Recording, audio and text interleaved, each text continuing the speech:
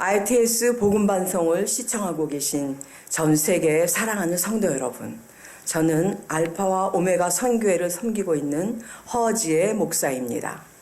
오늘은 누가복음 5장 12절로 14절까지 또 계시록 16절로 2절까지의 말씀으로 영적 문둥병자란 제목으로 하나님께서 주시는 살아계신 계시의 말씀을 함께 교제해 보도록 하겠습니다.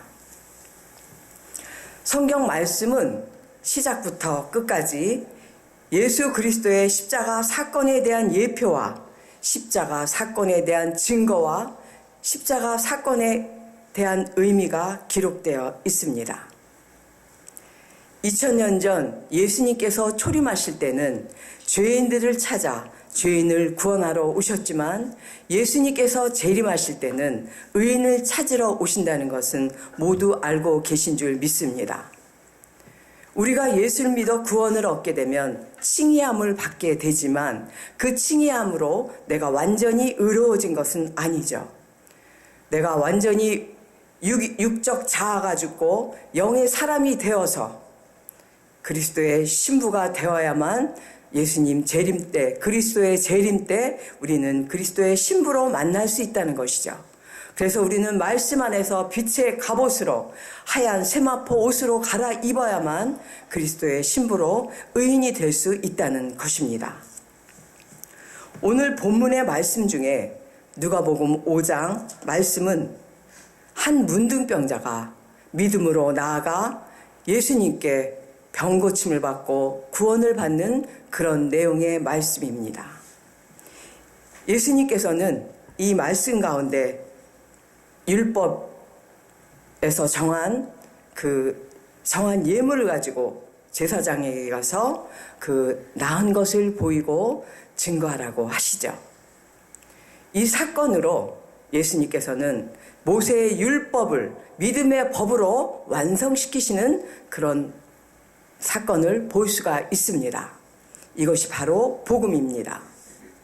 그리고 계시록 16장 2절의 말씀을 보게 되면 첫 번째 대접을 천사가 쏟음에 악하고 독한 헌대가 짐승의 표를 받은 자들과 그 우상에게 경배하는 자에게 나더라 하고 말씀하셨죠. 물론 믿지 않는 자들은 물론 심판을 받죠. 하지만 이 성경 말씀은 믿지 않는 자에게 주시는 말씀이 아닙니다. 이 말씀은 우리가 예수를 믿고 구원을 받았노라고 하는 그런 성도들에게 하나님께서 주시는 계시의 말씀이죠. 특별히 계시록의 말씀은 내가 예수를 믿노라 하면서 자기도 모르는 사이에 다시 죄 가운데로 들어가서 자기가 짐승의 표를 받았는지조차도 모르고 자기 안에 새겨놓은 우상을 경배하고 있는지도 모르는 자들에게 하나님께서는 영이심으로 문둥병과 같이 독하고 험한 데가 나서 너희는 영적 문둥병자라고 하나님께서 말씀하고 계심을 우리는 깨달아야 되는 줄 믿습니다. 이제 계시록 2장 3장을 보게 되면 귀 있는 자는 성령이 교회들에게 하시는 말씀을 들을지어다 라고 하시지 않았습니까? 이 말씀은 교회들, 예수님의 핏값으로 산 교회들에게 하시는 말씀이지 세상 사람에게 하시는 말씀이 아니라는 것이죠. 그래서 믿지 않는 자들이 심판받는 것이라고 생각하면 절대 안 됩니다. 교회들이 예수를 믿는다고 하면서 이제 예수님께서 이기는 그에게는 생명나무의 실과를 주겠노라. 이기는 자는 둘째 사망의 해를 피하게 하겠노라. 이기는 그에게는 감추었던 만나를 주겠노라고 하시고 또 끝까지 그리스도의 일을 지키는 그에게는 만국을 다스리는 철저한 권세를 주신다고 하셨죠. 그리고 이기는 자에게는 흰옷을 입혀서 또 생명책에서 반드시 이름을 흐리지 않겠다고 말씀하고 계십니다.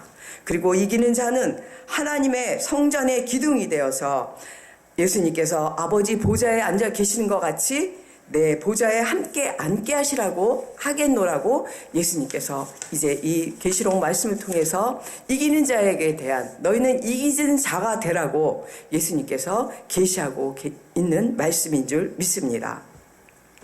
이 말씀을 보고 듣고도 못 깨닫는 자는 이기지 못하는 자가 된다는 것이죠. 그래서 7 대접의 심판을 면치 못하게 된다라고 계시록에 분명히 기록되어 있는데도 나는 교회를 20년, 30년, 아니 40년 다닌 나는 목사 20년, 30년 한 목사이기 때문에 나는 당연히 구원받아 천국 갈 것이라고 생각하고 있는 분들이 계시다면 과연 이 계시록 2장, 3장에서 말씀하고 있는 그 이기는 자가 되었나 한번 점검해 보실 필요가 있다라고 봅니다. 온 전신에 악하고 독한 헌대가 나서 신경세포가 마비되어 고통도 못 느끼며 온몸의 부분이 골마 떨어져 비참하게 죽어가는 것이 바로 문둥병이죠.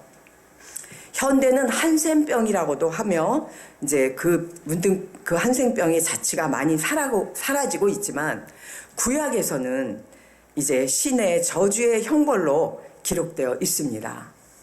그래서 이 시간 창세기부터 계시록 말씀 중에 하나님께서 이 문둥병을 어떻게 다루셨나, 과연 이 육적인 문둥병과 영적인 문둥병이 어떻게 연관이 되었나를 한번 말씀 가운데서 찾아보도록 하겠습니다. 우리가 출애굽기 4장 6절에서 7장을 보게 되면 처음으로 이제 출애굽을 하라고 하나님께서 모세에게 명하자 모세가 자신 없어 하자 하나님께서 표적을 보이시죠. 모세의 손을 품에 넣었다가 다시 빼니 하얗게 문둥병이 나 있었고 다시 넣었다가 빼니 깨끗하게 고침받음을 하나님께서 모세에게 보여주십니다. 그 의미는 단지 너 이렇게 내 말대로 내 명령대로 하면 이런 표적이 나타난다는 것으로도 우리가 문자적으로도 해석할 수 있지만 하나님은 영이시기 때문에 우리는 그 안에 내포되어 있는 영적 의미를 깨달아야 되는 줄 믿습니다. 그 안에는 애굽에 있었던 이스라엘의 영적 상태가 하나님 보시기에는 문둥병과 같은 영적 문둥병에 걸려있다라는 그런 의미로 우리는 해석할 수 있다는 것이죠. 그리고 순종과 불순종에 대해서 너희가 불순종하면 저렇게 문둥병과 같지만 순종하게 되면 깨끗하게 회복될 수 있다는 것을 또 말씀하고 계시죠. 그리고 하나님께서 표적에서 기적을 일으키시며 이스라엘이 순종만 하면 깨끗하게 회복되어 영적 제사장 나라로 내가 세우겠노라 하면서 그것이 바로 하나님께서 출애굽을 시키시는 그런 목적과 이제 의지가 된다는 것입니다. 레위기로 가게 되면 13장과 14장에는 그 문둥병, 육적 문둥병에 대해서 자세히 기록되어 있습니다. 그 육적, 왜 굳이 문둥병에 대해서 이렇게 기록되어 있나 우리는 자세히 살펴볼 필요가 있다라고 봅니다. 문둥병 환자인 것 같은 자는 제사장한테 갑니다. 그래서 제사장이 7일간 격리를 시키죠. 그리고 7일간 격리를 시켰는데도 그 문둥병이 회복되지 않는다면 다시 또 7일 동안 격리를 시킵니다. 그리고 7일 후에 이제 문둥병이 다시 회복이 됐는가 아니면 문둥병자인가라는 것이 이제 확인이 됐을 때 회복된 자는 그 정한 예물을 받아서 이제 그는 회복된 자로 하지만 그 문둥병에 걸린 자는 이제 엄한 그런 심판을 받게 되죠. 그래서 그는 머리를 풀어헤치고 입술을 가리고 나는 부정한 자로다 나는 부정한 자로다 하면서 사람들과 먼 거리를 두고 가까이 못하게 하는, 그리고 진 밖으로 쫓겨나가 혼자서 외로이 살아갈 수밖에 없는 그런 형벌을 받게 됐습니다. 이 말씀을 우리가 이제 영적으로도 해석해 볼 필요가 있다라는 것이죠. 이제 그 말씀은 서서히 이제 사복음서에 가서 다시 한번 이제 재해석해 보겠습니다. 민수기를 보게 되면 이제 문둥병자는 진 밖으로 퇴출시킨다고 민수기 5장 1절로 4절까지 말씀하고 계십니다. 그리고 이제 12장 10절에서 모세를 비방한 미리암이 문둥병에 걸리게 돼서 진 밖으로 나가 7일간 격리하게 되죠. 미리암이 믿음이 없었던 자입니까? 미리암은 여자로서 선지자 역할을 하며 모세를 음으로 양으로 도왔던 자죠.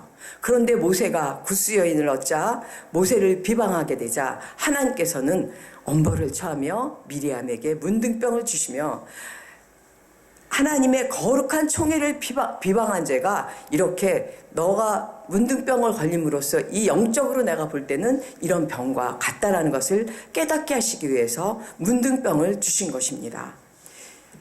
민수기 12장 14절을 보게 되면 하나님께서 지명하고 택한 하나님의 총회를 비방하고 흐트러 놓게 되면 미리암과 같이 하나님께서 심판하시고 영적 문둥병자로 간주하신다는 것을 우리는 깨닫고 혹시라도 우리가 거룩한 총회, 하나님께서 세우신 총회를 우리가 비방하거나 이제 모함하거나 흐트러 놓지는 않나 한번 내 자신을 점검해 볼 필요가 있다고 생각합니다.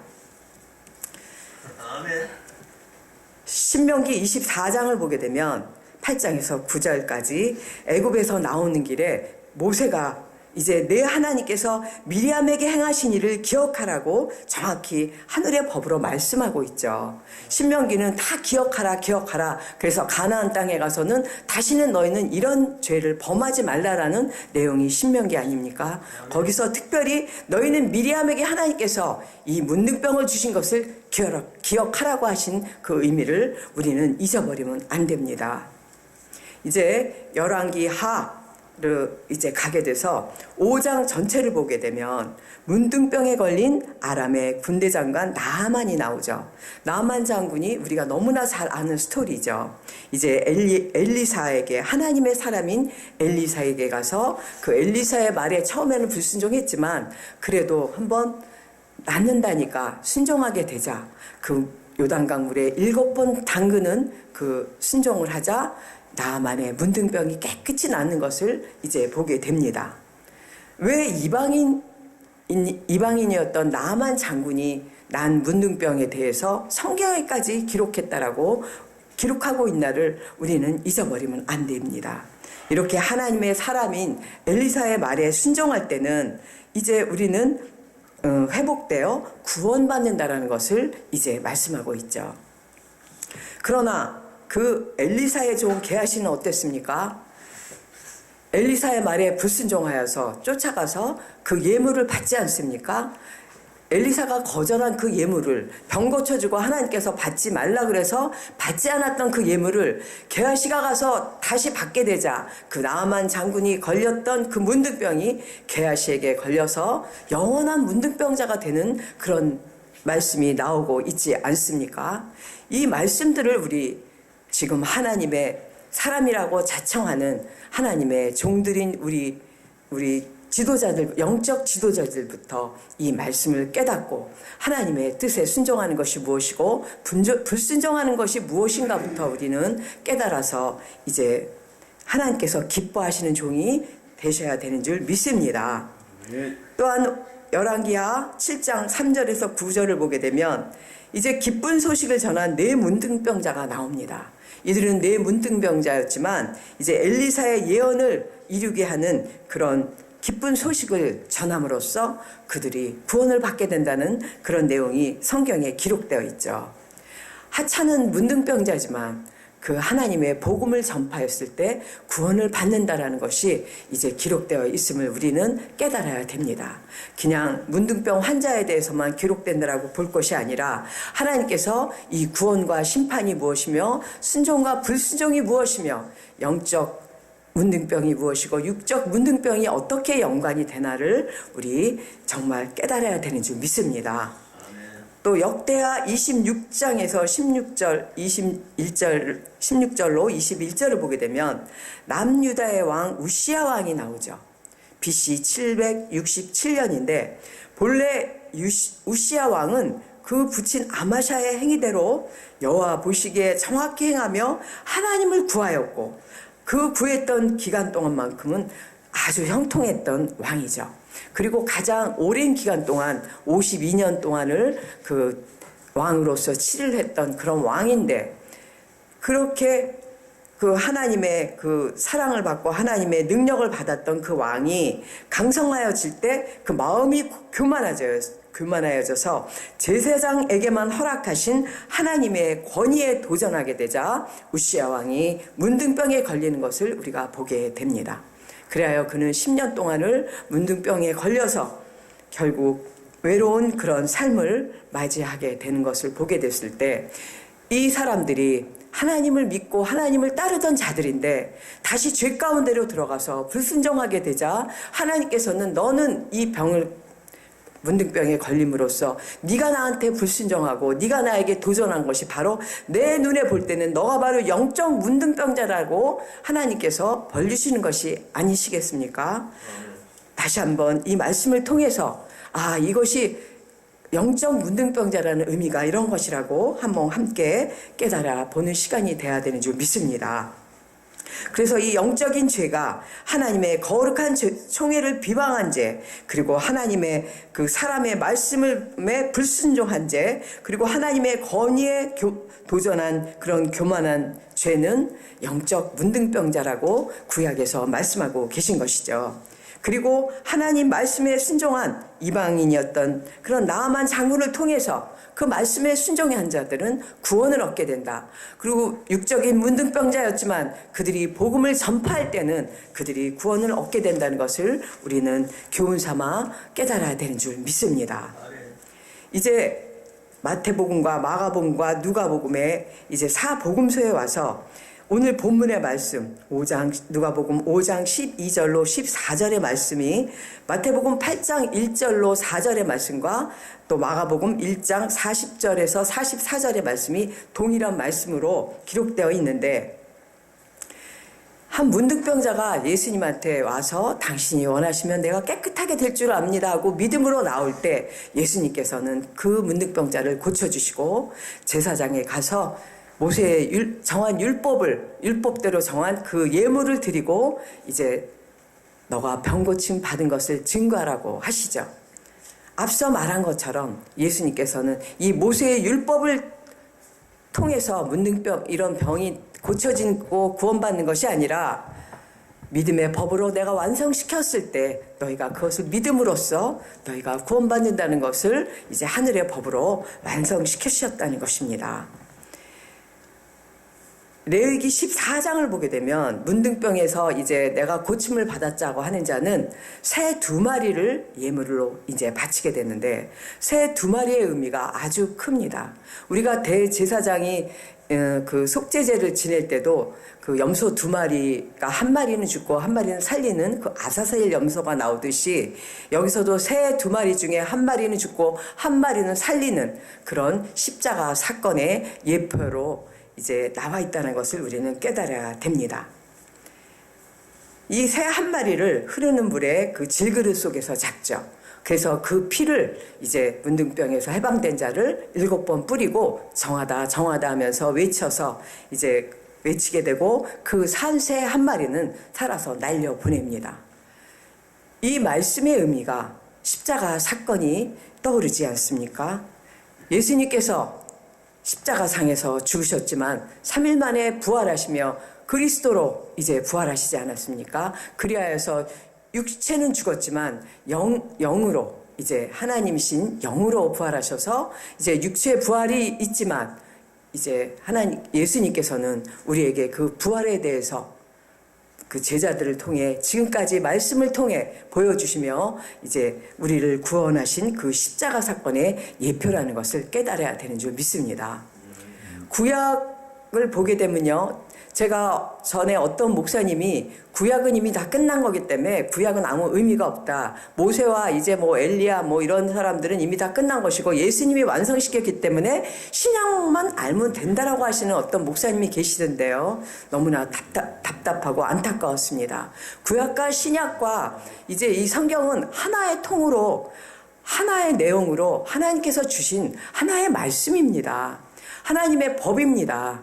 이 구약을 통해서 예수님께서 모세 오경의 그 율법을 통해서 예수님께서 그 말씀을 재해석하시며 우리가 깨닫지 못하기 때문에 예수님께서는 자기의 말씀을 하신 것이 아니라 오직 하나님께서 원하시는 말씀만 하시면서 그 율법을 믿음의 법으로 십자가상에서 사랑의 법으로 완성시키지 않으셨습니까? 그렇다면 그 사랑의 법이 무엇인가를 알으려면 율법이 무엇인가를 알아야만 예수님께서 이렇게 완성시켰구나라는 것을 깨달을 수 있는 것이지, 구약도 하나도 알지도 못하고 알 필요도 없으면 그냥 예수님의 사랑의 법이 무엇인지를 우리가 어떻게 알겠냐는 것이죠. 그래서 우리는 구약부터 차근차근 창세기부터 계시록까지 차근차근 하나씩 우리가 다 육의 신비 안에 쌓여서 이것이 다 하나의 십자가 사건으로 우리의 구원과 심판에 관한 말씀이라는 것을 깨달았을 때 하나님께서 우리에게 더욱더 영의 사람으로 거듭나게 하실 줄 믿습니다. 아멘.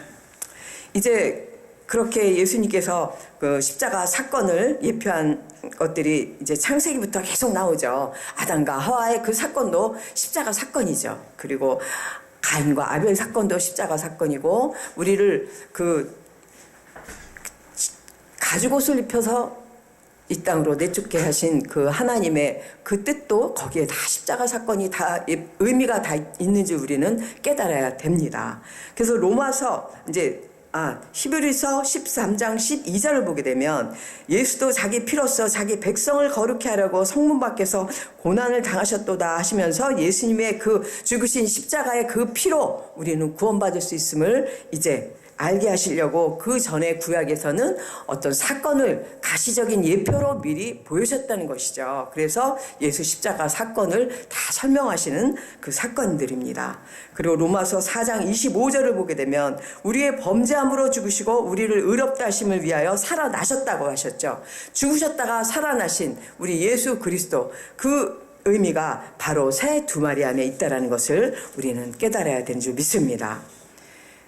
누가복음 4장 23절과 누가복음 17장의 말씀을 보게 되면 예수님께서 특별히 오늘 본문의 말씀, 한 문둥병자를 그 믿음으로 구원시킨 그 말씀을 하시기 이전에 예수님께서 먼저 4장의 말씀을 강조하셨고 또 17장에도 강조하셨는데, 그 의미는, 그 말씀의 내용은 엘리야 시대의 수많은 과부 중에서도 그 사렙다 과부만 구원이 됐고, 엘리사 때 수많은 문둥병자가 있었지만, 그 이스라엘에 엄청 많은 문둥병자가 있었지만 나만 장군 하나만 고침을 받았다. 그리고 10명 중에 10명의 문둥병자를 고쳐주셨지만 한 명만 하나님께 영광 돌리고 예수님께 무릎 꿇고 예수님 발에 엎드렸다라고 예수님께서 말씀하고 계시지 않습니까? 그것은 바로 내 믿음이 너를 구원했다고 하면서 그 한 명의 문둥병자에게 일어나서 가라고 하지 않습니까? 이 말씀의 의미가 바로 우리가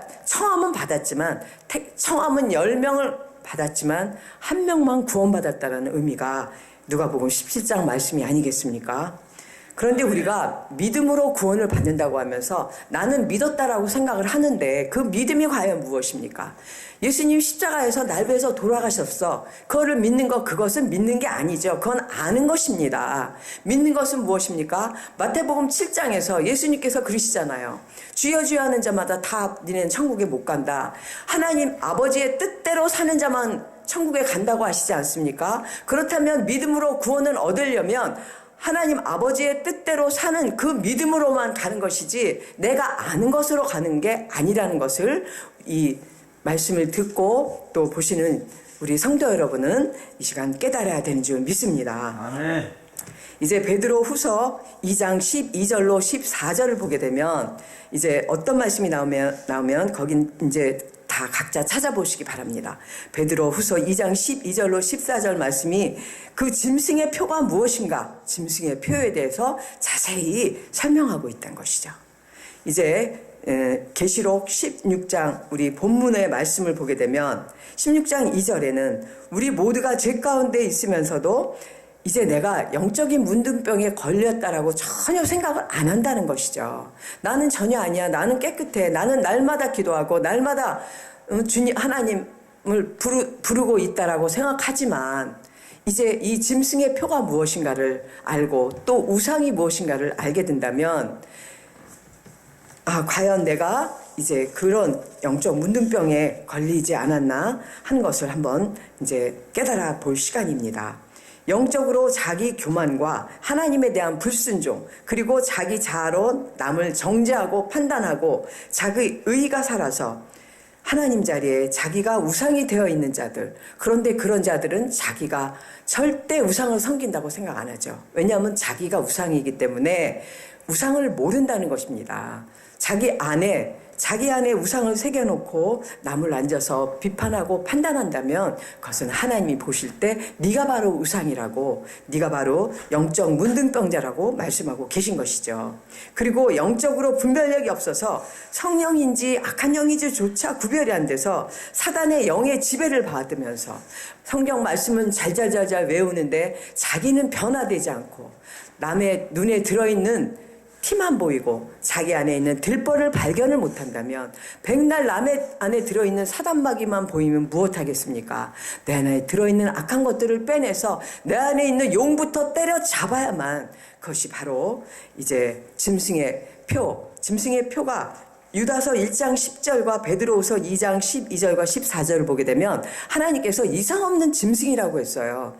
하나님의 그 영이 들어가 있지 않는 자는 바로 짐승의 표를 받을 수 있는 그런 여건을 갖고 있다는 것이죠. 그러므로 과연 내가 성령 안에 성령님의 운행대로 이끌려 사는가, 아니면 내 의대로 내 생각대로 그것이 악한 영인지도 모르고 그대로 끌려서 사는가 하는 것을 한번 봐야 된다는 것이죠. 그러므로 이제는 우리가 어떤 사역을 크게 한다거나 남을 위해서 많은 구제를 한다고 해서 내가 의로운 사람이라고 자기가 그렇게 생각하는 그 자체조차도 이제 내려놓고 회개하여서 우리가 정말 조금이라도 이제 흠이 없고 거룩하게 되어서 거룩한 그리스도의 신부가 되어 이제 예수님께서 오셨을 때 이제 너는 나의 신부구나 하면서 우리를 맞이하실 수 있는 그런 영적인 리얼 크리스찬이 되시길 주님의 이름으로 축원드립니다. 감사합니다.